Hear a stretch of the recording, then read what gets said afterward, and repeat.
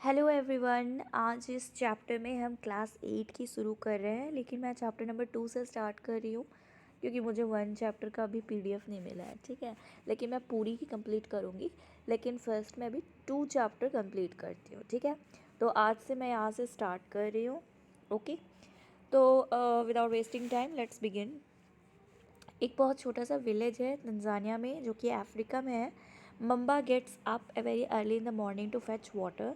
She has to walk a long way and returns after a few hours. She then helps her mother in the house and joins her brothers in taking care of their goats. ठीक है, ये Africa का एक story है जिसमें Mamba एक नाम है, एक बच्ची का या कोई किसी बच्चा का नाम है। ठीक, अच्छा, एक लड़की का नाम है। उसे बहुत दूर जाना पड़ता है पानी को कैरी करने के लिए। फिर वो मदर की मदद करती है। फिर वो अपने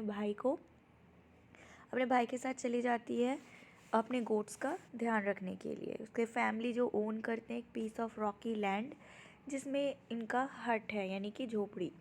मामास फादर जो है वो बेयरली ग्रो करते हैं कुछ मेज़ बीन्स आफ्टर टॉयलिंग हार्ड। ठीक है, बहुत मेहनत के बाद।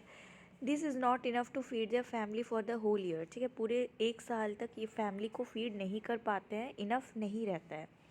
पीटर जो है वो heart of the sheep rearing region में रहता है, न्यूजीलैंड का।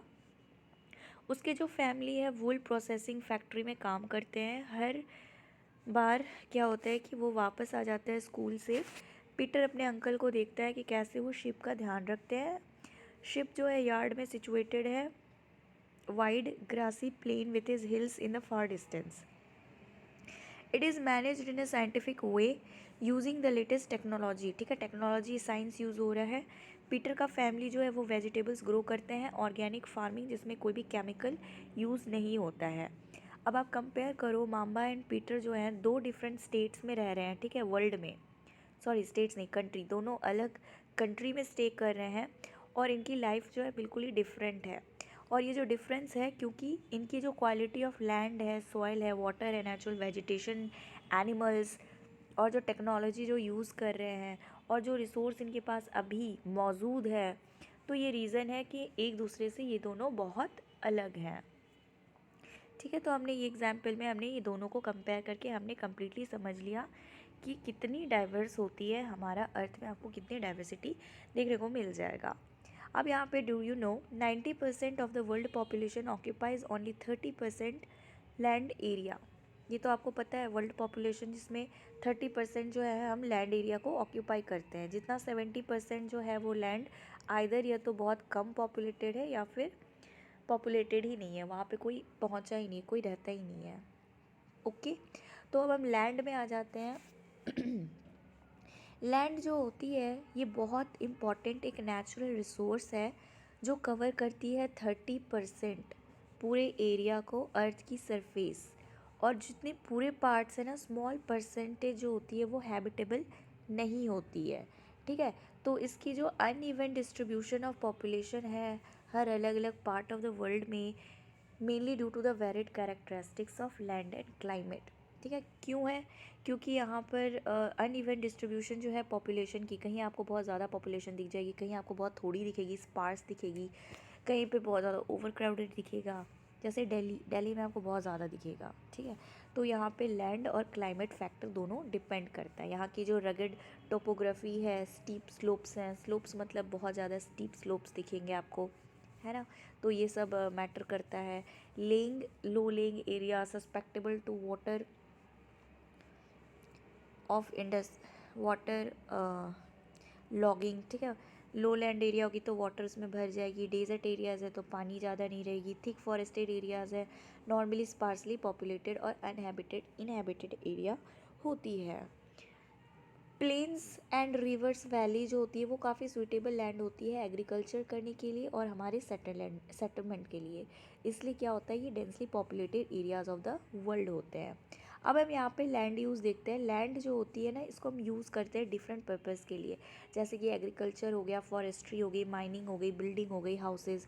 ठीक है, तो हम लैंड बहुत पर्पज़ से यूज़ करते हैं, एग्रीकल्चर करने के लिए, घर खड़ा करने के लिए, फॉरेस्ट करने के लिए, माइनिंग करने के लिए, बिल्डिंग करने के लिए, रोड्स बनाने के लिए और इंडस्ट्रीज़ को सेटअप करने के लिए. ये कॉमनली हम इसको बोलते हैं land use. Can you list out the different ways in which Mamba's and Peter's family use their land. ठीक है, अब आप स्पॉट करो कि हमने जो मामा का पढ़ा था और पीटर्स के पढ़े थे तो वो किस टाइप की टेक्नोलॉजिकल चीज़ यूज़ कर रहे थे अपनी लैंड को टिल करने के लिए। फिर यहाँ पर the use of the Peters family use the land. ठीक है, the use of the land is determined by the physical factors such as topography, soil, climate, minerals and availability of water. ठीक है, तो यहाँ का जो सॉइल है, ठीक है, यहाँ की जो लैंड है वो डिटरमाइन करता है कि वहाँ के जो फिजिकल फैक्टर जैसे टोपोग्राफी हो गई, सॉइल हो गई, क्लाइमेट कैसी है, मिनरल्स कैसे मिलते हैं, वहाँ पे वाटर अवेलेबल है कि नहीं, तो ये डिपेंड करता है। तो ह्यूमन फैक्टर जैसे कि पॉपुलेशन हो गई, टेक्नोलॉजी हो गई, ये इंपॉर्टेंट डिटर्मिनेंट्स हैं हमारे लैंड की जिसको हम इसको यूज़ करते हैं। लैंड कैन ऑल्सो भी classified on the basis of ownership as, हमने लैंड को भी डिवाइड किया जैसे प्राइवेट लैंड होती है और एक कम्युनिटी लैंड होती है।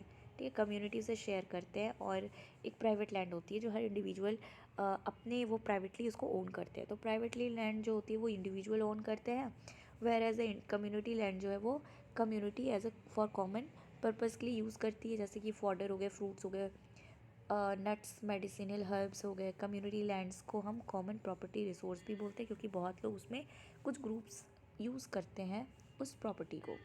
ठीक है, यहाँ पे आपको एक फ़ोटो दिख रहा होगा, बहुत सुंदर सा है, सल्जबर्ग है जो कि ऑस्ट्रिया में है।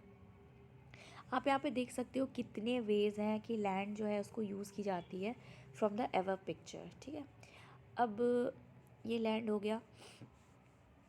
अब हम प्रॉपर्टी यहाँ पे लेट्स डू है, ये एक्टिविटी है, विल स्किप दैट, आप लोग पढ़ लेना। ठीक है, तो यहाँ पे हम देखते हैं कॉमन प्रॉपर्टी रिसोर्स हो गई। तो पीपल और उनकी जो डिमांड होती है वो क्या होती है, हमेशा ग्रो करती है, कभी भी स्टॉप नहीं होती। हमारी डिमांड क्या है, नेवर सेटिस्फाइंग, कभी सेटिस्फाई नहीं होती हमारी जो डिमांड होती है। But the availability of land is limited, लेकिन जो नेचर की रिसोर्सेज होती है वो लिमिटेड है। हमारी नीड्स जो है वो क्या है, नेवर स्टॉपिंग है, कभी स्टॉप ही नहीं होती है। तो क्वालिटी ऑफ लैंड जो है वो भी डिफ़र करता है जगह से जगह।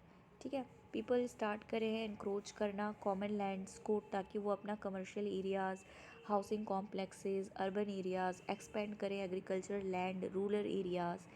अभी आप बहुत सारे चेंजेस देखोगे लैंड में, जो पैटर्न हमने यूज़ किया to reflect the cultural changes in our society. ठीक है, हमारे बहुत ही सोसाइटी में कल्चरल चेंजेस आपको देखने को मिलेंगी। लैंड डिग्रेडेशन हुआ है यानी कि लैंड की क्वालिटी ख़राब हुई है, लैंडस्लाइड्स काफ़ी ज़्यादा होती है, सॉइल इरोजन भी आपको पता है बहुत ज़्यादा हो रही है क्योंकि अल्टीमेटली आपको पता है कि सॉइल ट्रीज़ को डिफॉरेस्टेशन की जा रही है, तो इससे क्या होता है, सॉइल इरोजन हो रही है। डिज़र्टिफिकेशन मतलब डेज़र्ट का फैलना हो गया है ना, डेज़र्ट बहुत ज़्यादा इंक्रीज़ हो रही है। बहुत सारे मेजर थ्रेट्स हैं हमारे एनवायरनमेंट में, जिससे क्या हो रहा है, expansion of agriculture and construction of activities, इसके चलते क्या हो रहा है, एनवायरनमेंट में बहुत डैमेज हो रही है। ये आप देख सकते हो कि कुछ इमेजेस है, change in land use over time. पहले हम यहाँ पर जंगल में थे, ठीक है, हम फार्म करते थे, बकरियाँ चलाते थे, फार्मिंग करते थे, एक छोटा सा हट था हमारा।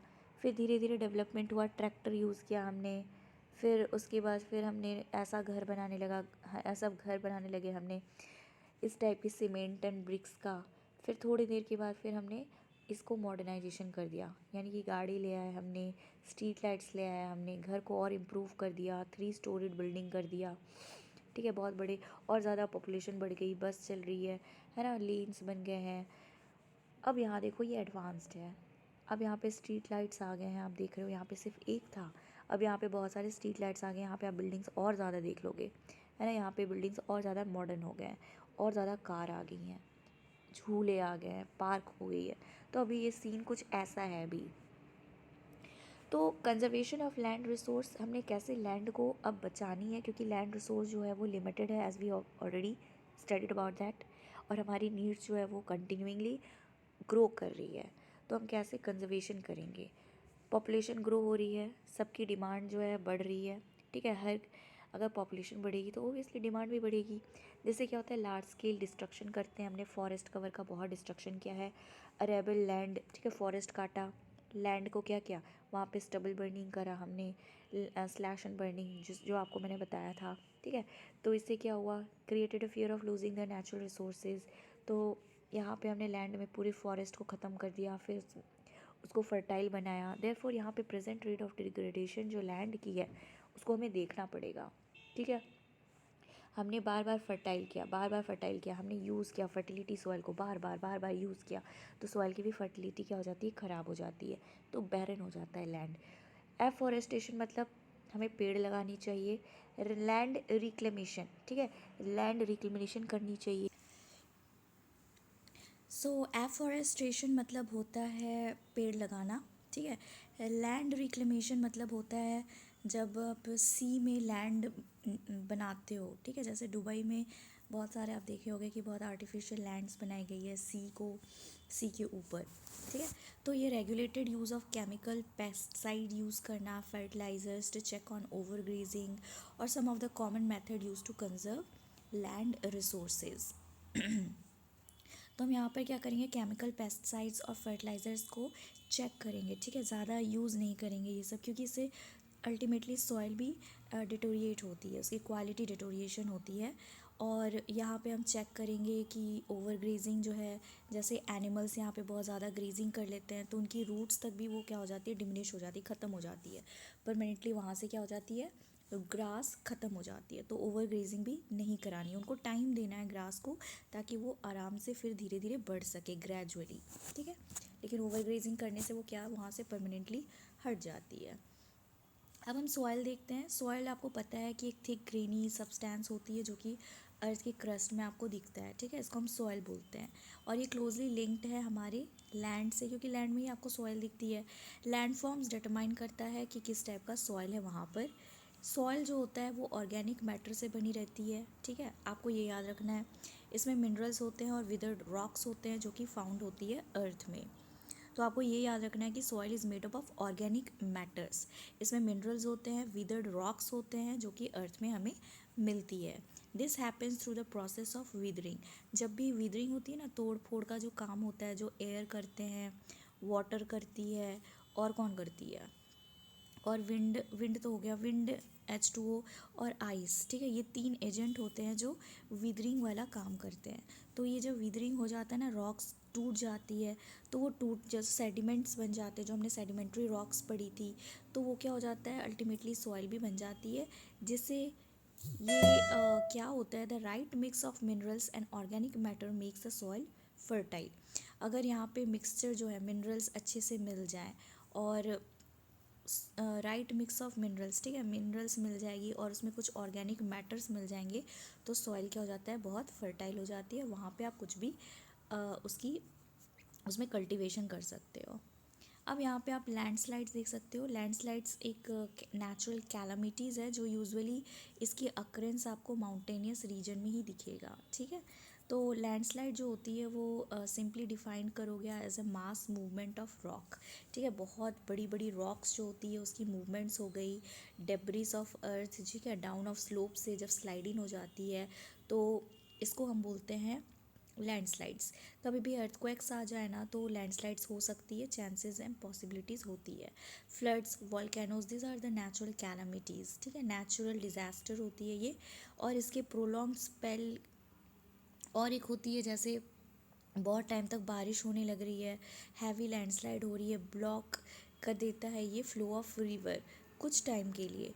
तो formation of river blocks can cause havoc to the settlements downstream, ठीक है। जो स्ट्रीम के नीचे रहते हैं वो जो सेटलमेंट्स हैं वहाँ पे उनके लिए क्या हो जाती है, काफ़ी प्रॉब्लम स्टार्ट हो जाती है ऑन इट्स बर्स्टिंग।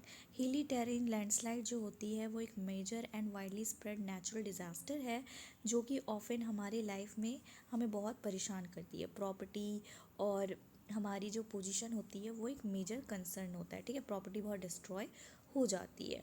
अब हम केस स्टडी देखते हैं। सबसे जो मैसिव लैंडस्लाइड जी थी, ठीक है, वो पंगी विलेज में आई थी, ठीक है। कहाँ पे आई थी, तो रेकोंग प्यू कहाँ पे है, तो किन्नौर डिस्ट्रिक्ट का हिमाचल प्रदेश में है, ठीक है। और यहाँ पे कितनी डैमेज हुई थी, तो 200 metre stretch of old Hindustan Tibet road जो थी, नेशनल हाईवे 22, यहाँ पे आपको देखने को मिलेगा एक मैसिव लैंडस्लाइड। कहाँ पर, तो पंगी विलेज में, ठीक है। तो ये जो लैंडस्लाइड थी ना, ये ट्रिगर्ड कर दिया था बहुत intense blasting at Pangi village. और इससे जब ब्लास्ट हुई थी ना तो वीक जोन जो स्लोप का था वो क्या हो गया, कोलैप्स हो गया, जिससे इंटेंस डैमेज हुई और यहाँ के जो रोड थे नियर बाय विलेजेस जो थे वो इंटेंस डैमेज्ड हो गए थे। तो पंगी विलेज जो था ये कम्प्लीटली क्या कर दिया, खाली कर दिया गया, ताकि जितनी भी और पॉसिबल लॉस ना हो लाइफ की। ओके, तो आपको याद रखना है पंगी विलेज, जो कि हिमाचल प्रदेश में है, रेकोंग पियो के सामने, किन्नौर डिस्ट्रिक्ट में। यहाँ पे 200 मीटर की स्ट्रेच में एक ओल्ड हिंदुस्तान तिब्बत रोड के हाईवे के सामने लैंडस्लाइड हुई थी। ओके, मिटिगेशन मैकेनिज्म क्या होता है? Advancement in scientific technology. ठीक है, अभी साइंटिफिक टेक्निक्स बहुत सारे आ गए हैं, हम इसमें बहुत प्रोग्रेस कर रहे हैं। ये हमें एम्पावर किया है समझने के लिए बहुत सारे फैक्टर्स कि लैंडस्लाइड जो होते हैं उसको हम कैसे मैनेज कर सकते हैं, हम कैसे इसको रोक सकते हैं होने में। ठीक है, तो ब्रॉड मिटिगेशन टेक्निक्स को हमने डेवलप किया है। सबसे पहला है hazard mapping to locate areas prone to landslides. जहाँ पे आपको लगता है ना लैंडस्लाइड्स होने वाली है, तो आप वहाँ पे क्या करो, मैपिंग करो कि यहाँ पे ज़्यादा प्रोबेबिलिटी है कि यहाँ पे हो सकती है लैंडस्लाइड्स। यहाँ पे आप इस एरिया को अवॉइड करने के लिए यहाँ पे कुछ building settlements, hence such areas can be avoided for building settlements. तो जहाँ पे लैंडस्लाइड्स प्रोन एरिया होती है ना, वहाँ पे हमें कोई भी बिल्डिंग या फिर कोई भी ह्यूमन सेटलमेंट्स नहीं करनी चाहिए, अवॉइड करनी चाहिए। क्योंकि अगर आप सेटलमेंट्स बना दोगे, लैंडस्लाइड्स आ गई, तो फिर उस मलबे में क्या होगा, आप लैंडस्लाइड्स में दब जाओगे। तो वो एक वे है। ठीक है, रिटेंशन मिटिगेशन मैकेनिज्म एक हो गया। दूसरा हो गया कंस्ट्रक्शन ऑफ रिटेंशन वॉल। ठीक है, to stop land from slipping. आप यहाँ पे एक रिटेंशन वॉल बना दो, जैसे यहाँ पे इमेज में आपको दिखाया गया है। जैसे यहाँ पे आपको दिख रहा है ना, बड़े बड़े ये बड़े बड़े हिल्स हैं, तो ये क्या होगा, रॉक जो होती है वो गिर जाती है ऐसे। तो यहाँ पे एक रिटेंशन वॉल बना दिया है ना, स्ट्रॉन्ग, ताकि इनको सपोर्ट की तरह ये काम करे, ताकि इससे लैंड जो है वो स्लिपिंग होने से बच सके, वो उसको सपोर्ट कर ले। ये दूसरी तरीके हो गई। Increase in the vegetation cover to arrest landslide. अगर आप इस जगह पे बहुत सारा वेजिटेशन यानी कि पेड़ रोप दोगे, एफॉरेस्टेशन करोगे, तो क्या हो जाएगा, लैंडस्लाइड भी स्टॉप हो जाएगा। ठीक है, स्लिपिंग से क्या हो जाएगा, स्टॉप हो जाएगा। Increase in the vegetation cover to arrest landslide. अब यहाँ पे जो सरफेस ड्रेनेज कंट्रोल होती है, जो वर्क करता है, control the movement of landslide along with the rain water and spring flows. तो यहाँ पे जो सरफेस ड्रेनेज आप देखते हो ना, ये क्या करेगा, कंट्रोल करेगा काम को। ठीक है, कंट्रोल करेगा the movement of landslides along with the. अब आप ड्रेनेज कंट्रोल करो। जो ड्रेनेज कंट्रोल होती है ना, जहाँ पे बहता है पानी, ठीक है, तो उसको कंट्रोल करेंगे, क्योंकि इससे मूवमेंट ऑफ लैंडस्लाइड जो होता है वो रेन वाटर और स्प्रिंग जो होता है वो कंट्रोल हो जाएगा। ठीक है, इसके साथ लैंडस्लाइड के साथ साथ रेन वाटर और स्प्रिंग फ्लोज भी कंट्रोल हो जाएगी। तो ये तब तरीके थे कैसे आप रिटेंट कर सकते हो, कैसे आप मैनेज कर सकते हो लैंडस्लाइड्स को। अब यहाँ पे हम सॉइल देख रहे हैं। ठीक है, ये इम्पॉर्टेंट है, आपको याद रखना है कि हंड्रेड्स ऑफ ईयर्स, ठीक है, 100 लग जाती है 1 मिलीमीटर ऑफ सॉइल को बनने में। तो now you can imagine how precious the soil is, right. 100 metres, ठीक है, कितनी लग जाती है, it takes hundreds of year, 100 साल लग जाते हैं 1 सेंटीमीटर ऑफ सॉइल को बनने में। Tap soil with humus and vegetation. अब ये सॉइल का आप एक इमेज देख रहे होगे, ठीक है, सॉइल प्रोफाइल की जो सॉइल होती है इसमें क्या क्या होती है। सबसे नीचे में आपको याद रखना है, मोटे मोटे क्या होते हैं, पत्थर कंकड़ होते हैं। ठीक है, कैंक्रस दिख रहा है आपको, तो ये पेरेंट रॉक होता है। क्या होते हैं ये, पेरेंट रॉक। फिर उसके बाद आपको थोड़े से टूटे टूटे मिलते हैं, जिसको हम विदर्ड रॉक मटेरियल बोलते हैं। फिर उसके बाद सब soil with sand, slit and clay. ठीक है, यहाँ पे आपको बहुत ही सब सॉइल मिलेगा। सब सॉइल मतलब होता है पेरेंट रॉक और मिक्सचर। ठीक है, पूरा ग्रेन्ड टाइप का सैंडी, ठीक है, स्लिट भी मिलेंगे, ग्रेन्ड क्ले, ये सब मिल जाएंगे, पूरा कॉम्बिनेशन। फिर ऊपर में आपको टॉप सॉइल दिखेगा, जिसमें ह्यूमस और वेजिटेशन, इसमें ग्रास ग्रो करती है, यानी कि इसमें न्यूट्रिशन भी काफ़ी ज़्यादा होती है। Factors of soil formation. अब हम देखेंगे कि सॉइल कैसे फॉर्म होती है।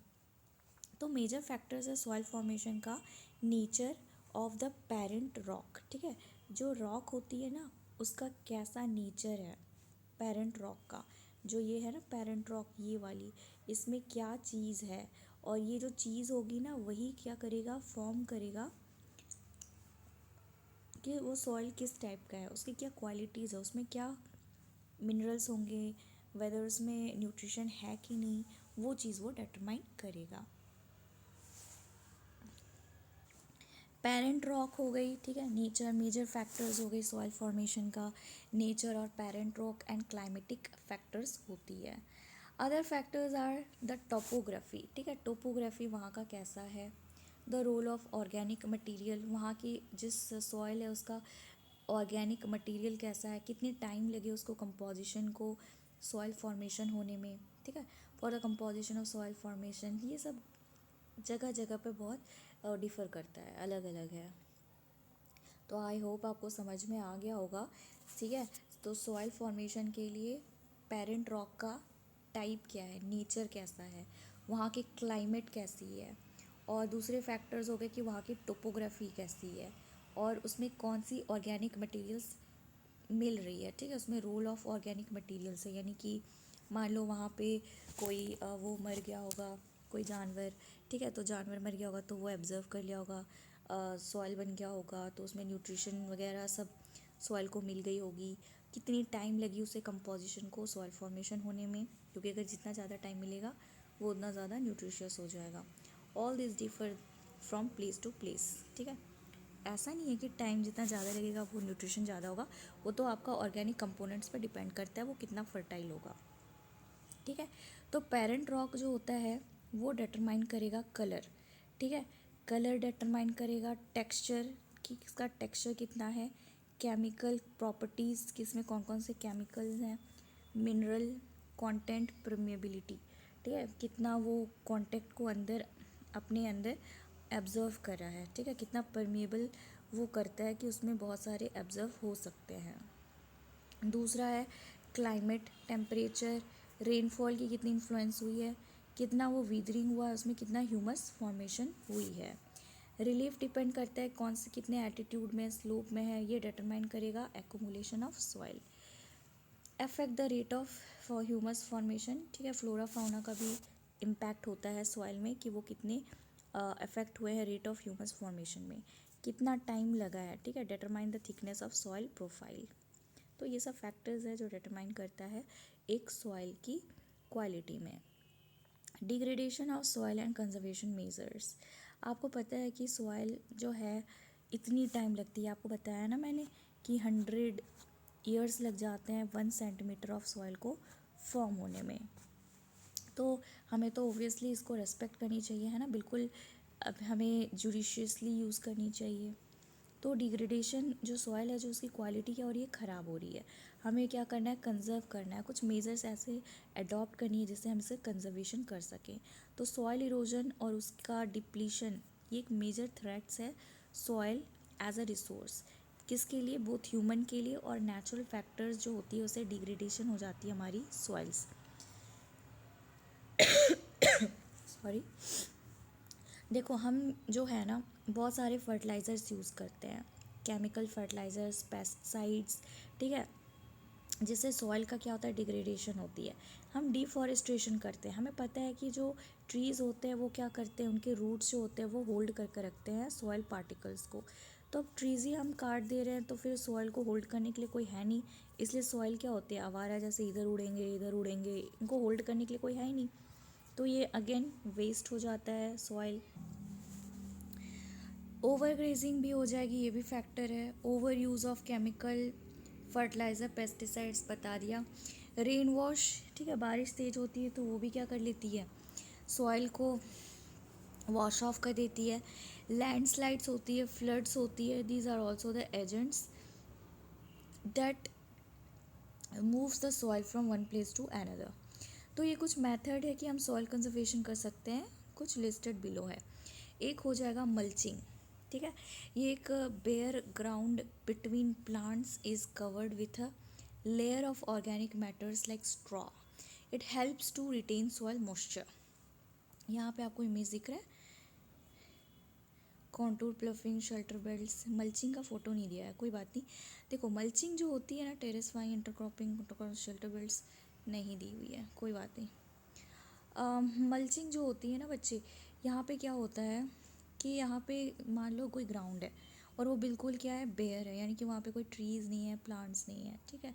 तो वहाँ पे एक बेयर ग्राउंड, ठीक है, जिसके बीच में क्या किया जाएगा, प्लांट को कवर की जाएगी एक लेयर के साथ ऑफ ऑर्गेनिक मैटर, जैसे कि स्ट्रॉ और भी बहुत सारी चीज़ को ऐड की जाती है, ताकि जो सॉइल मॉइस्चर है ना वो रिटेन्ड हो सके, वो मॉइस्चर जा ना सके, खो ना जाए। ओके, आप यहाँ पे मैंने सर्च करा है, आप यहाँ पे कुछ वीडियोस देख सकते हैं मल्चिंग का। यहाँ पे देख रहे हो ऑर्गेनिक फार्मिंग। ये कुछ इस तरह से मल्चिंग होती है। बैरन लैंड है जिसके बीच में क्या प्लांट्स को रोप दी गई है, और रोपने के बाद यहाँ पे क्या कर दिया गया है, इनको कवर कर दी गई है कुछ स्पेशल स्ट्रॉ से, ठीक है, ताकि इससे क्या हो जाए, सॉइल की जो मॉइस्चर है वो रिटेन हो सके। ये स्ट्रॉ मल्चिंग हो गई, जिसके बारे में हमारे बुक में लिखा हुआ है, दिस इज़ इट, ठीक है। इसको हम बोलते हैं मल्चिंग। इसे स्ट्रॉ से क्या कर रहा है, ढक दे रहा है किसको, सॉइल को, ताकि ये इसकी मॉइस्चर क्या हो, बची रहे, अब हीट से ये ना हो जाए, खो ना जाए, ठीक है। हीट से वो ये क्या एवापोरेट ना हो जाए, उसमें जितनी भी नमी है, इसी को मल्चिंग बोलते हैं।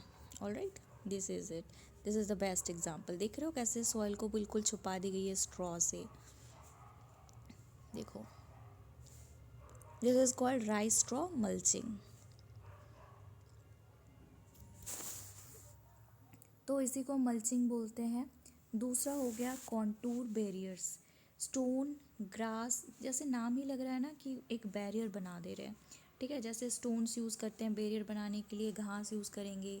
Soils are use to build barriers along contours, ठीक है। सॉइल्स को यूज़ की जाती है बैरियर्स, बैरियर्स के सामने, ठीक है, कॉन्टूर्स बनाने के लिए। Trenches are made in front of the barriers to collect water, और ट्रेंचेस बना देते हैं ताकि क्या हो, उसमें से कलेक्ट हो जाए वाटर, कुछ इस तरह से जो यहाँ पे दिखा रहा है।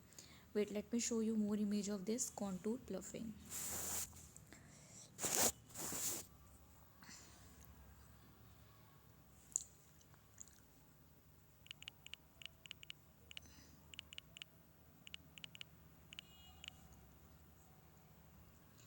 तो आप यहाँ पे देख सकते हो कॉन्टूर प्लफिंग का बहुत सारा एग्जाम्पल। देखो इस टाइप से कॉन्टूर प्लफिंग की जाती है, ठीक है। तो बाउंड्री, यहाँ पे बैरियर्स आप देख रहे हो, बैरियर्स बना दी गई है इस टाइप को, इसे हम कॉन्टूर प्लफिंग बोलते हैं।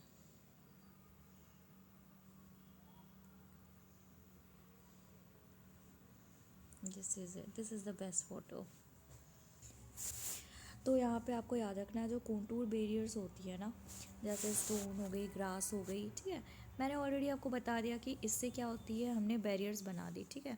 यहाँ पर ऐसे बैरियर्स बना दी, ये देखो ना इमेज दी हुई है, यहाँ पे क्या है, बैरियर्स बनी हुई है, ये बैरियर्स आप देख रहे होगे, दिस इज़ बैरियर।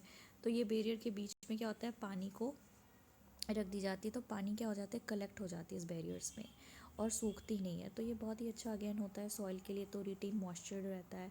तो ये ट्रेंचेस बना दी, ये ट्रेंचेस है, ठीक है। तो इसमें क्या होती है, पानी जम जाती है और साथ साथ प्लांट भी रहती है। तो बगल में बाउंड्री बन गई है, तो ये बाउंड्री जो है अवॉइड करता है सॉइल इरोजन, साथ ही साथ पानी को भी वेस्ट होने में। रॉक डैम जो होती है, रॉक्स को पाइल्ड अप की जाती है up to slow down the flow of water, ठीक है। रॉक डैम को रॉक्स को हम पाइल अप कर देते हैं, यानी कि एक साथ रॉक्स को ऐसे कर कर रख देते हैं। तो जब रॉक्स को ऐसे रख दिया तो क्या करते हैं, इससे प्रिवेंट हो जाता है flow of the water, water loss और सॉइल लॉस भी। यहाँ पे आपको फ़ोटो दी होगी रॉक डैम की, नहीं दिया हुआ है, कोई बात नहीं। तो आप इमेजिन कर सकते रॉक डैम कैसा होता है। टेरेस फार्मिंग जो होती है वो ब्रॉड फ्लैट स्टेप्स होती है ऑफ टेरेसेस। यूजुअली ये क्या ऐसे माउंटेन में बनाई जाती है, यहाँ पर कुछ ऐसे होती है, यहाँ पे फार्म कर लिया, फिर नीचे में यहाँ पे कर लिया, फिर यहाँ पे कर लिया, यहाँ पे कर लिया। तो इस टाइप से टेरेस फार्मिंग होती है, ठीक है। मान लो यहाँ पे पानी जो है जम गया, तो मान लो अगर पानी अगर नीचे भी जाता है या सॉइल भी जाती है तो यहाँ पे ये कलेक्ट हो जाएगी। अगर मान लो यहाँ से फिर हो रही है तो ये यहाँ कलेक्ट हो जाएगी, तो इसमें वेस्ट नहीं होती है water as well as soil की। तो एक ब्रॉड फ्लैट स्टेप्स होती है टेरेसेस का, जिसको स्टीप स्लोप्स में बनाई जाती है। Flat surface are available to grow crops, से रिड्यूस हो जाता है run off the soil erosion. तो इससे रन ऑफ ये आप रन ऑफ सॉइल इरोजन को आप बचा सकते हो। This is one of the examples that you can see here in this image. ठीक है, इसमें टेरेस फार्मिंग हुई है, ये यूजली स्टीप स्लोप्स में की जाती है। इंटरक्रॉपिंग जो होती है, इसमें बहुत अलग अलग क्रॉप्स को एक अल्टरनेट करके क्या करते हैं, ग्रो की जाती है। मान लो यहाँ पे राइस को किया गया ग्रो, फिर यहाँ पे किसको करा जाएगा, मान लो यहाँ पे दूसरी क्रॉप को किया गया, वीट को किया गया, फिर राइस को, फिर वीट को, फिर राइस को, फिर वीट को, ऐसे इंटरक्रॉपिंग ये करते हैं। तो ये क्यों करते हैं, तो ताकि प्रोटेक्ट किया जाए सॉइल को फ्रॉम रेन वॉश। क्योंकि आपको पता है कि हर रूट्स की कैपेसिटी अलग होती है होल्ड करने के लिए। ठीक है, कुछ ज़्यादा का होल्ड करती है, कुछ कम होल्ड करती है। तो इसे जब अलग अलग प्लांट्स को हम प्लांट करेंगे, ग्रो करेंगे, तो फिर उनकी कैपेसिटी अलग अलग होगी और वो सॉइल को क्या करेंगे, रेन वॉश होने से बचाएंगे। ठीक है, तो इंटरक्रॉपिंग कर सकते हैं। दूसरा है कॉन्टूर प्लफिंग। कॉन्टूर प्लफिंग जो होती है, ये प्लफिंग जो होती है पैरेलल होती है कॉन्टूर्स ऑफ हिल स्लोप्स में की जाती है, ताकि यहाँ पे एक नेचुरल बैरियर की तरह वाटर जो होती है फ्लो डाउन करे स्लोप में। ठीक है, ये बिल्कुल थोड़ा उसी जैसा है। शेल्टर बेल्ट्स देखो यहाँ पे है, यहाँ पे आप ट्रीज़ रोप दोगे। ठीक है, तो कोस्टल एरियाज़ में या फिर ड्राई रीजन्स में यहाँ पे हम रोज़ ऑफ ट्रीज़ लगाते हैं, बिल्कुल लाइन पे ट्री लगाएंगे। कहाँ पे, कोस्टल और या फिर कोई सूखा रीजन में। ठीक है, वहाँ पे लाइन ऑफ ट्रीज़ लगा देंगे, ताकि यहाँ पे जितने भी विंड मूवमेंट्स होंगे वो प्रोटेक्ट करेंगे सॉइल कवर को। एक तरह से बाउंड्री हो गया कि सॉइल को क्या करेंगे, ग्रिप करके पकड़ के रखेंगे। ठीक है, यहाँ पे कुछ एक्टिविटी दी हुई है, आप उसको कर सकते हो। वाटर जो होती है, अब हम वाटर के पास आते हैं। वाटर एक वाइटल रिन्यूएबल नेचुरल रिसोर्स है, आपको पता है। Without water it is not possible that we can live. ठीक है, तो हम रह ही नहीं सकते हैं। ये एक रिन्यूएबल नेचुरल रिसोर्स है, यानी कि बार बार नया हो जाता है। 3/4 ऑफ द अर्थ सरफेस जो है वो कवर्ड है वाटर से, इसलिए सही बात है कि हम वाटर प्लैनेट बोल सकते हैं अर्थ को, और ऐसे भी अर्थ को हम ब्लू प्लैनेट भी बोलते हैं, राइट। तो ये प्रिमिटिव ओशंस जो होते हैं, it was in primitive oceans that life began almost 3.5 billion years back. तो हमने एस्टिमेशन लगाया कि हमारी जो लाइफ यानी ह्यूमन बींग्स की लाइफ स्टार्ट हुई थी 3.5 बिलियन ईयर्स पहले ही। अभी आप देखोगे तो ओशन कवर जो है 2/3 अर्थ की सरफेस में, दैट इज़ 71%, और 29% क्या है, लैंड है, जो सपोर्ट करता है rich variety of plant and animal life. Ocean water जो है, लेकिन आप देखोगे ये सेलाइन है। ठीक है, आप उसको पी नहीं सकते हो, पोर्टेबल नहीं होता है। ठीक है, कंजप्शन नहीं कर सकते। Fresh water accounts for about 2.7%। ये आप याद रखना, कितने परसेंट फ्रेश वाटर है, तो 2.7% फ्रेश वाटर जो है अभी हमारे पास है। ठीक है, तो 2.7% जो है फ्रेश वाटर अवेलेबल है अर्थ में, और नियरली 70% जो है ये अकर होती है आइस शीट्स में और ग्लेशियर्स में। एंटार्क्टिका, ग्रीनलैंड, माउंटेन रीजन्स जो यहाँ पे है ना, यहाँ पे आपको बहुत सारे दिखेंगे। ठीक है, ग्लेशियर्स के फॉर्म में यहाँ पे फ्रेश वाटर क्या है, कंटेन करती है। Due to their location they are inaccessible. अब इनकी लोकेशन आप देखोगे तो वहाँ पे जाना बहुत पॉसिबल नहीं है, इनएक्सेसिबल है। सिर्फ 1% फ्रेश वाटर जो होती है वो अवेलेबल है फिट फॉर ह्यूमन यूज़। ठीक है, हम सिर्फ क्या पी सकते हैं, 1% ऑफ वाटर, और ये आपको कहाँ मिलेगा, ग्राउंड वाटर में। As surface water in rivers and lakes and as water vapour in the atmosphere.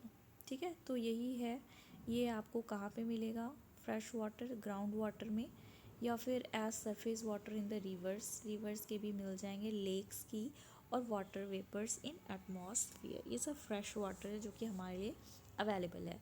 Fresh water therefore बहुत प्रीसियस सब्सटेंस है अर्थ का। Water can neither be added not subtracted. आप इसको ना ऐड कर सकते हो ना उसको हटा भी सकते हो अर्थ से। इसकी जो टोटल वॉल्यूम जो है वो कांस्टेंट रहती है। अगर ये ज़्यादा है only seems very because it is in the constant motion. ठीक है, ये बह रही है, वाटर कभी स्टॉप नहीं रहती, वो बह रही है। साइक्लिंग थ्रू द ओशंस, ठीक है, रिवर्स भी अल्टीमेटली कहाँ चली जाती है, ओशन में जाकर मिल जाती है। आइस जो है वो मेल्ट हो जाती है, वो रिवर्स में कन्वर्ट हो जाती है, और रिवर्स जो है अल्टीमेटली कहाँ मिल जाती है, सीज में मिल जाती है, एयर में फिर पहुंचती है, लैंड में, फिर वो दोबारा वापस चली जाती है। ये वाटर साइकिल है, इसको हाइड्रोलॉजिकल साइकिल भी बोलते हैं। Of evaporation, precipitation and run off, this is already referred as the water cycle. ठीक है। Do you know a dripping tap wastes 1200 litres of water in a year. तो एक tap जो है ना, जो गिरते रहता है टिप टिप टिप, आपने अपने घर पे देखा होगा, तो इसमें 1200 लीटर्स वाटर जो है एक साल में वेस्ट हो जाती है। ह्यूमंस जो हैं बहुत ज़्यादा अमाउंट्स ऑफ वाटर यूज़ करते हैं, नॉट ओनली फॉर ड्रिंकिंग। ठीक है, हम सिर्फ पीने के लिए यूज़ नहीं करते हैं, बट हम कपड़े धोने के लिए, यूटेंसिल्स धोने के लिए, नहाने के लिए, ठीक है, बहुत सारे पर्पसेस के लिए हम क्या करते हैं, वाटर को यूज़ करते हैं। वाटर जो है agriculture industries generate electricity, dam through reservoirs, dams, other uses में भी वाटर यूज़ होती है। इंक्रीजिंग पॉपुलेशन हो गया, ठीक है, राइजिंग डिमांड्स हो गए फूड की, cash crops, increasing urbanisations, rising standards of living are the major factors leading to the shortages in supply. ठीक है, यहाँ पे क्या होता है, सप्लाई की शॉर्टेजेस हो जाती है। Supply of fresh water either due to drying up of the water sources और वाटर पोल्यूशन। ठीक है, तो इसमें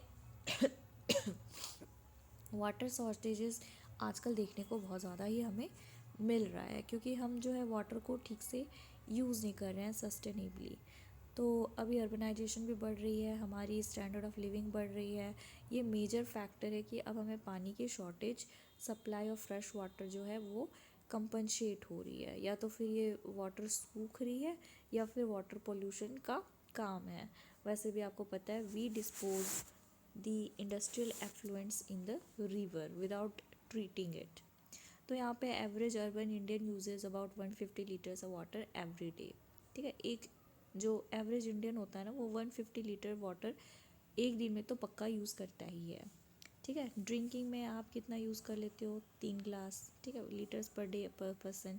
कुकिंग 4, ठीक है, 4 लीटर। बेथिंग में 20 लीटर, फ्लशिंग में 40 लीटर, वॉशिंग क्लॉथ्स में 40 लीटर, वॉशिंग उटेंसिल्स में 20 लीटर, गार्डनिंग करने में 23। टोटल कितने हो गए, 150। अब क्या आप कुछ सजेस्ट कर सकते हो जिसमें हम ये ब्रिंग डाउन कर सकते हैं अमाउंट को। Problems of water availability. अब प्रॉब्लम क्या है वाटर की अवेबिलिटी के लिए, तो there is a scarcity of water in many regions of the world. आपको पता है बहुत सारे वर्ल्ड के पार्ट्स में ना स्कारसिटी है, कमी है पानी की। जैसे कि आप अफ्रीका में देख लो, वेस्ट एशिया में देख लो, south Asia, parts of western USA, north west Mexico, south America के कुछ पार्ट्स, और एंटायर ऑस्ट्रेलिया। ऑस्ट्रेलिया में तो पूरी की पूरी किल्लत है, वहाँ पे इतनी किल्लत होती है तो न्यूज़ भी आती है कि उन्होंने क्या करा, कैमल्स जो होते हैं ना वहाँ के, सॉरी कैमल कहाँ जाएंगे, वहाँ पे एक एनिमल पाई जाती है, उसका नाम क्या है, कैंगरू या फिर कोई जानवर होती है, जिसको इन्होंने मांस में क्या कर देते हैं, ये शूट कर देते हैं ताकि वो वाटर को, कंजप्शन को उनका रोक सकें। ठीक है, facing shortages in fresh water supply, countries located in the climatic zone supply most susceptible to droughts. ठीक है, जहाँ पे क्लाइमेटिक जोन्स जो होती है, जहाँ पे लगता है कि वो क्या है, नियर फ्यूचर में अभी ड्रॉट्स आने वाली है, ये great problem of water scarcity है। तो वाटर शॉर्टेज है एक ऐसी कॉन्सिक्वेंस वेरिएशन है जिसमें सीजनल और एनुअल प्रेसिपिटेशन की स्कार्सिटी हो जाती है, जिसके चलते over exploitation and contamination of water sources आपको देखने को वो भी मिलेगी। Have you ever heard about a water market. ठीक है, वाटर मार्केट के बारे में आप सुने हो। Amreli in Saurashtra region with a population of 1.25 lakh is completely dependent on purchasing water from the near तालुकास। तो ये लोग क्या करते हैं, पानी खरीदते हैं सौराष्ट्र वाले। ठीक है, अमरेली एक सिटी का नाम है जहाँ पे एक सौराष्ट्र रीजन में है, यहाँ के पॉपुलेशन वाले क्या करते हैं, हमेशा पानी खरीदते हैं अमरेली में। तो आई होप यू हैव अंडरस्टूड कि वाटर शॉर्टेज जो होता है ये एक ऐसी कॉन्सिक्वेंस है जो सीजनल और एनुअल प्रेसिपिटेशन में स्कार्सिटी हो गई, ओवर एक्सप्लोइटेशन और कंटामिनेशन ऑफ वाटर रिसोर्सेज। ये आप देख सकते हो रिवर यमुना जो है वो पोल्यूटेड हो गई है क्योंकि यहाँ पे सीवेज, इंडस्ट्रियल एफ्लुएंट्स और गार्बेज को डिस्पोज कर दी जाती है और अभी भी की जाती है ना। We are so much disrespectful to our rivers and this is all human deeds. ये सब ह्यूमन का करा हुआ है। यहाँ पे आपको कोई भी बायोलॉजिकल, कोई भी लिविंग ऑर्गेनिजम्स नहीं दिखेंगे। ये टोटली क्या है, एक नाली है, एक केमिकल नाली है जो आसपास के बहुत पॉइजनस है। ओके, इसमें अगर नहाओगे तो फिर आपको बीमारी भी हो जाएगी। तो रिवर यमुना जो है वो पॉल्यूटेड हो रही है और अभी भी कर रहे हैं लोग, कुछ भी नहीं इसकी स्टेप्स ली गई है। यमुना प्रोजेक्ट हुई है but it's not really that helpful. ठीक है, तो access to clean and adequate water source एक मेजर प्रॉब्लम है जो कि अभी दुनिया फेस कर रहा है। स्टेप्स ली जा रही है ताकि हम कंजर्व कर सके ये जो लड़खड़ा रही है हमारी रिसोर्स को। This is even though water एक रिन्यूएबल रिसोर्स है, इसकी अगर आप ओवर यूज़ करोगे, पोल्यूशन करोगे तो ये अनफिट हो जाएगा, इसको यूज़ नहीं कर सकते हम यूज़ कर सकते हैं, ना नेचुरल वेजिटेशन यूज़ हो सकती है, ना वाइल्ड लाइफ में। Discharge of untreated or partially treated sewage, agriculture chemicals, and industrial effluents in water bodies are major contaminants। ठीक है, हम बिना ट्रीटमेंट का वाटर सीवेज क्या कर देते हैं, डिस्पोज कर देते हैं। एग्रीकल्चरल केमिकल्स, इंडस्ट्रियल एफ्लुएंट्स को हम डिस्पोज कर देते हैं। तो ये क्या हो जाएंगे, मेजर कंटामिनेंट्स हो जाते हैं। ये पोल्यूट करते हैं वाटर को। किससे, तो नाइट्रेट से, मेटल्स और पेस्टिसाइड्स इस पर मिल जाती है, जिससे क्या हो जाता है, वाटर बहुत ज़्यादा पोल्यूटेड हो जाती है। ठीक है, आपको यही याद रखना है, इसमें नाइट्रेट्स, मेटल्स और पेस्टिसाइड्स का कॉम्बिनेशंस होता है जो कंज्यूमेबल नहीं होता है water. Most of this chemicals are non biodegradable. ठीक है, ये बायोडिग्रेडेबल नहीं है, नॉन बायोडिग्रेडेबल है, यानी कि ये रॉट नहीं होता है। जैसे पॉलीथीन होती है ना, वो भी नॉन बायोडिग्रेडेबल है। और reach human bodies through water, और हमारे बॉडीज़ में ये कैसे पहुंच जाती है, वाटर के थ्रू। वाटर पोल्यूशन जो होता है इसको कंट्रोल किया जा सकता है by treating these effluent suitably before releasing them in the water bodies. तो अगर आप वाटर बॉडीज़ में इसको रिलीज़ कर रहे हो तो इसके पहले आप क्या कर लो, इसको ट्रीटमेंट कर लो। ठीक है, इसको पानी में रिलीज़ करने से पहले। फॉरेस्ट और अदर वेजिटेशंस कवर जो होती है वो स्लो कर देता है service, run of and replenish underground water. तो फॉरेस्ट होगी या फिर अदर वेजिटेशंस होगी तो ये क्या करेगा, सरफेस जो रन ऑफ होगी ना उसको रिप्लेनिश कर देगा अंडरग्राउंड वाटर को।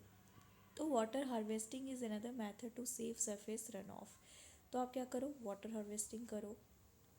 अगर सरफेस जो रन ऑफ हो गया है वो चीज़, उसे हम सेव कर सकते हैं। Canals use for irrigating field should be properly lined to minimise losses by water seepage. ठीक है, तो ये जो आप देख रहे हो ना यहाँ पे एक इमेज है, ये इरिगेशन हो रही है। तो आप इसको प्रॉपरली चैनलाइज करने के लिए क्या करो, ऐसे यूज़ करो कि इसमें एक्स्ट्रा पानी का मिनिमाइज़ किया जा सके, लॉस ज़्यादा ना हो। Sprinklers effectively irrigate the area bye checking water losses through seepage and evaporation. ठीक है, तो ये एक बहुत ही अच्छा है स्प्रिंकलर्स। तो स्प्रिंकलर्स यूज़ करना चाहिए हमें क्योंकि इसमें वाटर वेस्ट कम होता है, इसमें एवापोरेशन भी होती है और बहुत ज़्यादा वाटर लॉस भी चेक करता है। अगर ड्राई रीजन्स में हाई रेट्स ऑफ एवापोरेशन होती है, ड्रिप और ट्रिकल इरिगेशन जो होता है वो काफ़ी यूज़फुल होती है। The valuable water resources can therefore B conserve bye adopting these means of irrigation. तो यहाँ पे वाटर को हम क्या कर सकते हैं, कंजर्व कर सकते हैं, ये सब अगर हम इरीगेशन के तरीके हम यूज़ करें तो। ठीक है, तो अगेन आपको यहाँ पे याद रखना है sprinklers is again a very good thing, क्योंकि स्प्रिंकलर जो है ये इफ़ेक्टिवली इरीगेट भी करता है, पानी को चेक भी करता है कि लॉस ना हो, और यहाँ पे सीपेज एंड एवापोरेशन भी एसोसिएटेड है। ठीक है, ड्राई रीजन्स में हाई रेट्स ऑफ एवापोरेशन होती है, यू नो दैट। तो उसके लिए आप ड्रिप और ट्रिकल इरिगेशन यूज़ करो। क्या करो, ड्रिप एंड ट्रिकल इरिगेशन। ठीक है, ये ड्राई रीजन्स के लिए बहुत हेल्पफुल होता है। रेन वाटर हार्वेस्टिंग एक ऐसा प्रोसेस है जिसमें आप पानी को कलेक्ट कर देते हो, ठीक है। रेन वाटर को कलेक्ट करोगे रूफ टॉप्स में, या फिर आप इसको क्या करोगे अप्रोप्रिएट लोकेशन में जहाँ पे यहाँ इसको स्टोर किए हो फ्यूचर यूज़ के लिए। On the average one spell of rain for 2 hours is enough for to save 8,000 litres of water. तो अब रेन हार्वेस्टिंग वही होता है कि आप वाटर को स्टोर करके रखोगे, ठीक है, इसको हम रेन हार्वेस्टिंग बोलते हैं। अब हम आ जाते हैं natural vegetation and wild life. कुछ स्कूल के बच्चे जो है वो विजिट करने जा रहे हैं exhibition on handicrafts. The articles in the exhibitions, बच्चे ये स्टोरी आप लोग पढ़ लेना, ठीक है, डे टू डे लाइफ। यहाँ से हम नेचुरल वेजिटेशन स्टार्ट करते हैं। तो natural vegetation and wild life exist करता है एक नैरो जोन में, ठीक है। इसमें कांटेक्ट होती है लिथोस्फीयर, हाइड्रोस्फीयर और एटमॉस्फेयर की, जिस जो हमने ऑलरेडी पढ़ लिया था। इसको हम क्या बोलते हैं बायोस्फीयर, ठीक है। लिथोस्फीयर मतलब लैंड होगी, हाइड्रोस्फीयर मतलब पानी हो गया, एटमॉस्फेयर मतलब एयर हो गई। तो इन तीनों का इंटरेक्शन को हम बोलते हैं बायोस्फीयर। बायोस्फीयर में जितने भी बींग्स हैं वो एक दूसरे से क्या है इंटर रिलेटेड है, इंटरडिपेंडेंट है एक दूसरे से अपनी सर्वाइवल के लिए।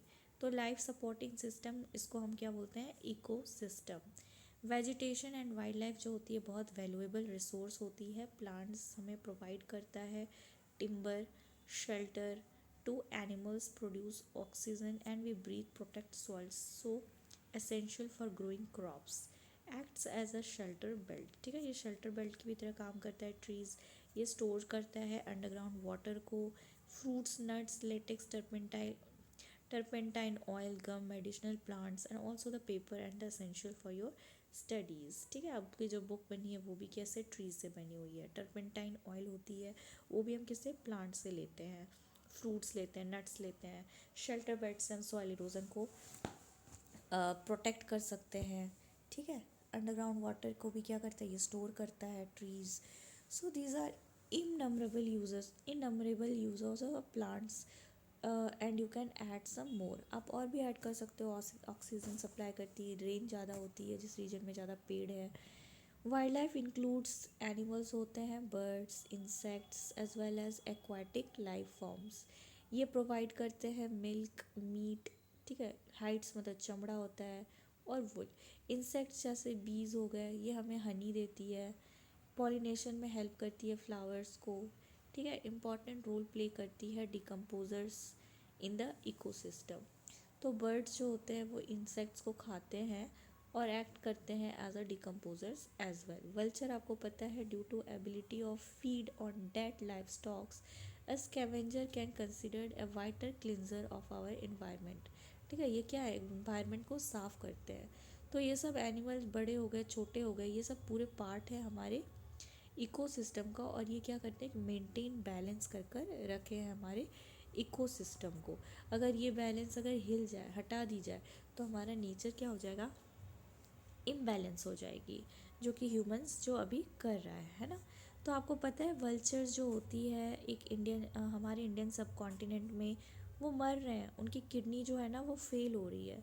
Shortly after scavenging live stocks treated with डाइको डाइक्लोफिनेक, ठीक है। डाइक्लोफिनेक जो होती है ना एक पेन किलर होती है जो कि एस्पिरिन जैसा ही होता है, या फिर आइबोप्रोफेन, ठीक है, ये तो हम लेते ही हैं। और ये क्या होता है लाइफ स्टॉक्स को दी जाती है, ठीक है, ताकि उनकी जब पेन की बहुत पेन हो रहा है तो उनको दे दी जाती है। तो लाइफ स्टॉक जब मर जाते हैं तो उनको जब खाने आते हैं ना ये सब स्कैवेंजर्स, तो उनकी किडनी फेल हो जाती है वल्चर्स की, तो इनसे इनकी डेथ हो जाती है। तो बहुत सारे मास डेथ हो गई थी वल्चर्स की। तो अभी एफर्ट्स है कि हम इस ड्रग को क्या करें बैन कर दें, drugs for life stock use, और हम ब्रीड करें वल्चर्स इन कैप्टिविटी ताकि हम इनको एक्सटेंट से बचा सकें। Distribution of natural vegetation. अब नेचुरल वेजिटेशन की डिस्ट्रीब्यूशन हम देखेंगे कहाँ कहाँ आपको नेचुरल वेजिटेशन देखने को मिलेगा। तो द ग्रोथ ऑफ वेजिटेशन ये डिपेंड करता है प्राइमरली ऑन टेम्परेचर, ठीक है। टेम्परेचर वहाँ का कैसा है, वहाँ की सॉइल की मॉइस्चर लेवल कैसी है। Major vegetation types of world हो गई जो group as forest, grassland, shrubs and tundra. Tundra मतलब विंटर जगह में हो गई, ग्रासलैंड जहाँ माइल्ड टेम्परेचर होती है, श्रब्स जो डेजर्ट टाइप का एरिया हो गया, फॉरेस्ट मतलब आपको पता है जहाँ बारिश बहुत होती है। एरिया जहाँ पे बहुत ज़्यादा हैवी रेनफॉल होती है, बहुत सारे बड़े बड़े ट्रीज़ होते हैं, ठीक है, वहाँ पे ट्री जो होते हैं वो थ्राइव करते हैं रेनफॉल, जहाँ बहुत ज़्यादा बारिश होती है। फॉरेस्ट जो होते हैं वो एसोसिएटेड है वो एरिया से जहाँ पे बहुत ज़्यादा पानी सप्लाई होती है। बहुत सारे अमाउंट ऑफ मॉइस्चर जो होती है वो घट जाती है, साइज़ की ट्री भी क्या हो जाती है, कम हो जाती है, डेंसिटी भी रिड्यूस हो जाती है। शॉर्ट स्टंटेड ट्रीज़, आपको छोटे छोटे हाइट के ट्रीज़ दिखेंगे। ग्रास जो ग्रो करती है regions of moderate rainfall areas, जहाँ पे बारिश मॉडरेट होती है, ना ज़्यादा होती है ना कम होती है। फॉर्मिंग द ग्रासलैंड्स, ठीक है, ग्रासलैंड जितना देखोगे वर्ल्ड की वो ऐसा फॉर्म करेगा। ग्रासलैंड मैंने प्रीवियस चैप्टर में पढ़ाया था ना, पैरेरी ग्रासलैंड होती है। पैरेरी ग्रासलैंड कहाँ पर मिलेगी आपको, तो फिर वो नॉर्थ अमेरिका में दिखेगी। फिर स्टेपे ग्रासलैंड जो होगी वो कहाँ दिखेगी, तो Europe, I mean central Asia में दिखेगी, ठीक है। और सवाना ग्रासलैंड हो गई वो अफ्रीका में दिखेगी। वेल्ड जो है वो भी अफ्रीका के साउथ पार्ट में दिखेगा, राइट। तो ये सब आपको याद रखना है। तो थॉर्नी श्रब्स आपको कहाँ पे मिलेंगी, ये आपको डेजर्ट एरियाज़ में दिखेंगे, ड्राई एरियाज़ जहाँ पे रेनफॉल जो होती है बहुत कम होती है, ना के बराबर। कुछ ऐसे एरियाज जहाँ पे प्लांट्स जिनकी डीप रूट्स होती हैं, लीव्स जो होते हैं वो थॉर्नी होती है, लीव्स विथ थॉर्नी, ठीक है, लीव्स होते हैं, थॉर्न भी होते हैं। वैक्सी सरफेस जो भी वो रिड्यूस, एक मिनट, तो यहाँ पे डीप रूट्स हो गई, लीव्स हो गए, thorny and vaccine surface reduce करती है loss of moisture through transpiration, ठीक है। तो यहाँ पे क्या करते हैं ये लोग, ट्रांसपिरेशन करते हैं प्लांट्स। जब इनकी लीव्स होती है, थॉर्नी होती है ना, या वैक्सी सरफेस हो जाता है, तो इनको प्लांट्स को ज़्यादा पानी की ज़रूरत नहीं पड़ती है, ये खुद को अडेप्ट कर लिया रीजन में सर्वाइव करने के लिए। टुंड्रा वेजिटेशन जो होती है वो पोलर रीजन्स में होती है, जो कंप्राइज करता है मॉसेज एंड लाइकेंस, ठीक है। यहाँ पे आपको मॉसेज दिखेंगे एंड लाइकेंस दिखेंगे, कहाँ पे, टुंड्रा रीजन में। अभी आप देखोगे तो यहाँ पे बहुत सारे जो लोग हैं, ठीक है, पूरे वर्ल्ड के, more than there 2 centuries back, ठीक है, 2 centuries पीछे ही है। To feed the growing numbers large areas of forest have been clear to grow crops. उन्होंने बहुत फॉरेस्ट को भी काट दिया है ताकि यहाँ पे क्या कर सके, agriculture. Forest cover all over the world is vanishing rapidly, there is urgent need to conserve this valuable resource, ठीक है, हमें ज़रूरी है कि हम इस वैल्यूएबल रिसोर्स को रिस्पेक्ट करें और कंजर्व करें। ये पाइथन है, आपको फॉरेस्ट में देखने को मिल जाएगा। यहाँ पे आप देख रहे हो, tree the world we depend upon, where will we go when the tree is gone, ठीक है, एक बच्चे की रिप्रेजेंटेशन है ये। College of a forest made by school students. Conservation of natural vegetation and wild life, अब हम इसको कैसे बचा सकते हैं। फॉरेस्ट हमारा क्या है, धन है। Plants give shelter to the animals and together they maintain the ecosystem, बहुत ज़रूरी है, एनिमल्स का घर होता है ना इकोसिस्टम में, ये मेंटेन रहते हैं एनिमल्स। क्लाइमेटिक चेंज हो गई, ह्यूमन की इंटरफेरेंसेस हो गई, जिससे क्या होता है, लॉस होती है नेचुरल हैबिटेट्स की। प्लांट्स एंड एनिमल्स दोनों क्या हो जाते हैं, इम्पैक्ट हो जाते हैं। बहुत सारी स्पीसीज़ जो है अभी वल्नरेबल हो गई है या फिर इंडेंजर्ड हो गई, यानी कि ख़त्म होने की वर्ज में, यानी कि कगार में है। Deforestation, soil erosion, constructional activities, forest like forest fire हो गई, सुनामी, लैंडस्लाइड्स, ये सम ऑफ द एग्जांपल्स हैं जिससे ह्यूमन की डिज़ास्टर है as well as natural factors हैं जो एक्सेलरेट करता है process of extinction of these resources, ठीक है, बढ़ा देता है। सबसे मेजर कंसर्न्स ये है कि पोचिंग होती है। पोचिंग मतलब इलीगल हंटिंग होना, जानवर को इलीगली मारना, जिससे क्या होता है, शार्प डिक्लाइन हो जाती है नंबर ऑफ पर्टिकुलर स्पीसीज़। तो एनिमल्स को पोच की जाती है, क्यों की जाती है, ताकि इनकी इलीगल ट्रेड की जाए, इनकी स्किन की, ठीक है, स्किन्स की, हाइड्स तो यही चीज़ होती है, nail, teeth, horns as well as feathers. Some of these animals जैसे हो गए, टाइगर हो गए, lion, elephant, deer, black buck, crocodile, rhinoceros, snow leopard, ठीक है, इनका क्या किया गया, बहुत ज़्यादा हंटिंग किया गया। This is a black buck, आप आई होप जानते होगे ब्लैक बक, सलमान खान ने इसका बहुत हंटिंग किया था, तो इसकी केस अभी भी चल रही है। This are the wild life precious things, we need to protect this. ठीक है। ऑस्ट्रिच हो गए, पिकॉक हो गए, पिकॉक के फेदर्स को यूज़ की जाती है। This is absolutely an insult of peacock, right. ये हमारा नेशनल बर्ड है and it's such A humiliating thing कि लोग इसकी फेदर्स को कितनी ब्रूटैलिटी से उखाड़ देते हैं और इसको इसकी शोभा बढ़ाने के लिए बेचते हैं, और पता नहीं लोग अपने घर में इसको सजाते हैं भगवान के नाम पे। It's such a huge Shem for that, ठीक है। तो पिकॉक इज़ अगेन, उनको मारा जाता है फॉर देयर फेदर्स। तो इसको हमें क्या करना है, कंजर्व करना है और लोगों में अवेयरनेस लगानी है, बतानी है। हमने national parks, wild life sanctuaries, biosphere reserves भी बनाया है ताकि हम इनको प्रोटेक्ट करें, नेचुरल वेजिटेशन और वाइल्ड लाइफ को। Conservation of creeks, lakes, wetlands बहुत ज़रूरी है, ठीक है, कि ज़रूरी है कि हम इन बहुत ही कीमती रिसोर्सेज को हम ख़त्म होने से बचाएं। तो यहाँ पे एक बैलेंस हो इन्वायरमेंट में, if the relative number of species is not disturbed, अगर डिस्टर्ब नहीं होगा तो बैलेंस जो है वो मेंटेन्ड हो जाएगी। ह्यूमन एक्टिविटीज़ बहुत सारे सेवरल पार्ट्स ऑफ वर्ल्ड में distributed the natural habitats of many species. अब यहाँ पे इनडिस्क्रिमिनेट किलिंग्स हो रही है सेवरल बर्ड्स एनिमल्स की, तो इससे क्या हो रहा है, एक्सटिंक्ट हो गए या फिर होने वाले हैं, ठीक है। जैसे आपको पता है चीता जो है वो इंडिया से ऑलमोस्ट पूरा ख़त्म हो चुका है। यहाँ पे काफ़ी अवेयरनेस प्रोग्राम्स जैसे कि सोशल फॉरेस्ट्री और वन महोत्सव, ठीक है, इसको इनक्रेज किया जाए रीजनल एंड कम्युनिटी लेवल में। स्कूल के बच्चों को पढ़ाई जाए कि हमें क्यों बर्ड वॉच करनी चाहिए, विज़िट करनी चाहिए नेचर कैंप्स, ताकि ये अप्रिशिएट करेंगे हैबिटेट को और बहुत सारे स्पीसीज़ को।